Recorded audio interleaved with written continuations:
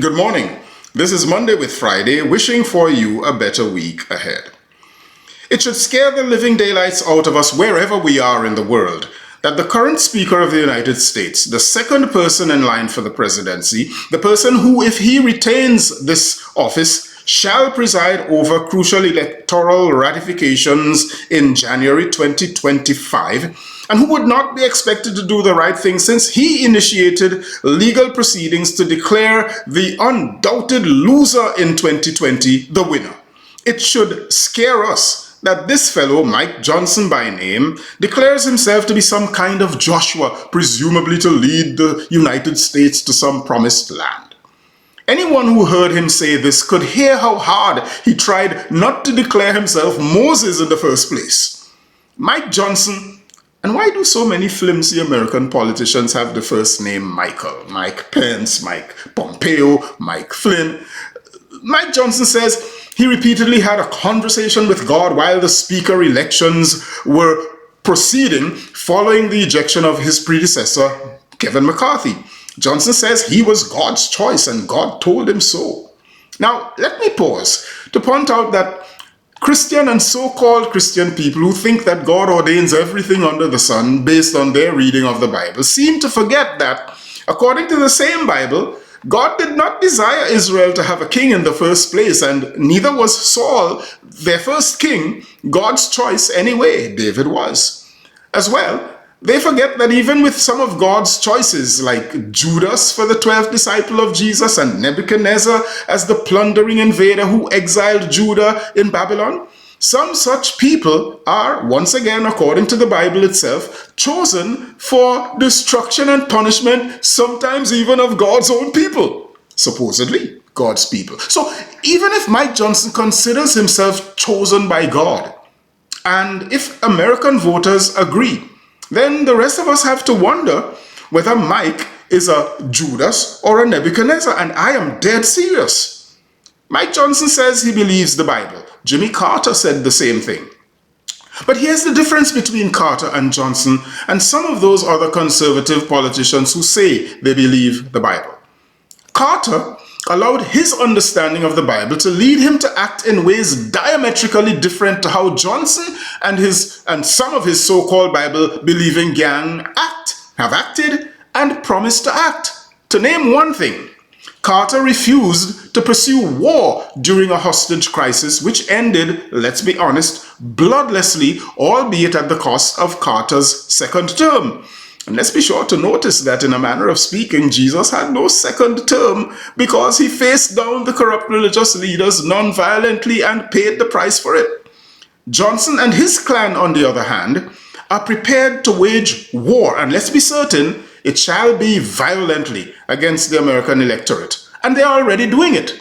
For violence is not only guns and bombs, it's theft, it's race baiting, lying against people, deceit, robbery, and oppression, all of which are already afoot in all states led by Republican governors and legislators. Let's be very clear about that. Let's be very clear that Mike Johnson and his clan all support a man who has unequivocally declared violence as his modus operandi and has been doing so since 2015. They want violence in the name of the Bible. Carter used his power and understanding of the Bible for peace, reconciliation, and service. Johnson and his clan shall use them for violence and conflict, for oppressing the minority by minority rule, if you please, and ruling by exclusivism, supremacy, and hate.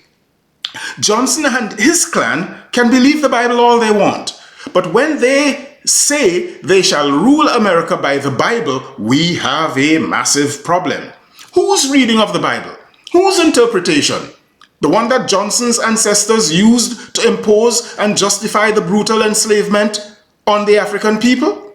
The one they used to force the Indians out of their own land? The one they use until today to minoritize and sexually subvert women? The one that led Jim Jones, an American, to take 900 other Americans down to Guyana to their mass murder?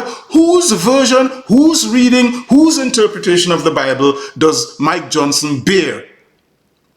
The reason so many denominations exist within which they all say they believe the Bible is simply this: There is no one size fits all with the reading, understanding, and interpretation of the Bible. The Bible is not a scientific book on which every reader could come to the same conclusion, and neither is faith science or scientific. Faith is highly subjective, especially in the belief portion of it. Although it may be good for the church, and even then it becomes problematic when church folk fixate on dogmatic beliefs more than loving practices, church folk are free to walk away from any law their churches impose on them. But when faith is imposed on government and laws are made thereupon, it will always be somebody's narrow and often tyrannical interpretation of that faith. And to break those laws, no matter how obscene, ridiculous, backward, oppressive, ascetic, Talibanish, Al-Qaeda-ish, Hamas-ish, even if it calls itself Christian, it opens the door to the hell on earth that people thought was someplace beyond death. Well, why such strong words, Michael? Many answers, but hold this one only. A young pregnant woman in Texas in grave danger of never being able to be pregnant again at best, or in graver danger of death at worst, whose doctors determine that an abortion is her wisest choice, has to go to the courts. Thank God she has the money to do that. What about those who don't have it? Has to go to the courts to ask permission from persons who don't know a thing about medicine to allow her doctors to do their due diligence. When she secured their permission, which she did, a legal system led by a man who was impeached and ought to have been convicted except for some corrupt colleagues in the Texas Congress who gave him a free pass, and who, the same man, stands currently charged with 4 felonies that could earn him up to 70 years in prison if convicted, and who, the same man, while married, carried on an affair with another woman, which is partially what landed him impeached in the first place. That same man says that he too believes the Bible. Whoa, he believes the Bible. And that's his life. And that same man steps in now to mount a legal roadblock to this poor woman and her family. This man is Ken Paxton, Texas Attorney General. If the next American Attorney General and the next American President and the next American Congress and the next American Senate are anything like Ken Paxton and his Texas legislature, God help us all. I am Michael Friday, and your week just got better. I'll see you again next week. Happy Monday, all the way to Friday.